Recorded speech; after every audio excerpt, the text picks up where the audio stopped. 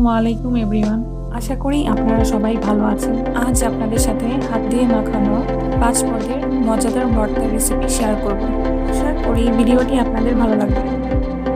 এখানে 1/4 কাপের মতো মসুরের ডাল ভালো করে ধোয়ার পর পর্যাপ্ত পরিমাণ পানি দিয়ে ঢেকে ভালো করে সিদ্ধ করে নেব। ডালগুলো ভালো মতো সিদ্ধ হয়ে গেছে এবং পানিও নেই। এখন ডালগুলো ঠান্ডা হওয়ার জন্য অপেক্ষা করব।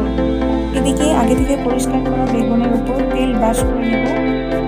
তারপর বেগুনটি ভালো মতো সিদ্ধ হওয়ার জন্য মিডিয়াম হিটে চারদিক থেকে ভালো করে পুড়িয়ে নেব। বেগুন ভালো মতো সিদ্ধ হয়ে আসলে হালকা গরম থাকা অবস্থায় বেগুনের চোলকাগুলো ছাড়িয়ে নেব। এখন বেগুনের গোটা অংশগুলো ফেলে দিয়ে বেগুনগুলোকে কয়েকটি পিসে ভাগ করে নেব।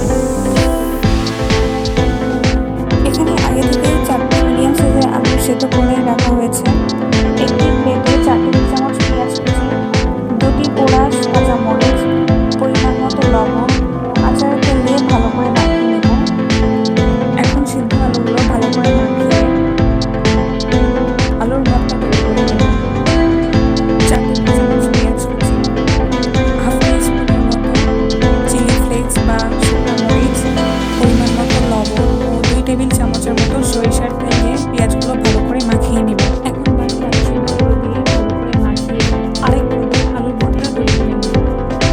4 টেবিল চামচ পেঁয়াজ কুচি, পরিমাণ মতো শুকনো মরিচ বা চিলি ফ্লেক্স, পরিমাণ মতো লবণ, 2 টেবিল চামচ সরিষার তেল দিয়ে ভালো করে মাখিয়ে নেব। 1 চামচ ধনে পাতা কুচি, আগে থেকে সিদ্ধ করা ডালগুলো দিয়ে ভালো করে মাখিয়ে ডাল ভর্তা তৈরি করে নেব।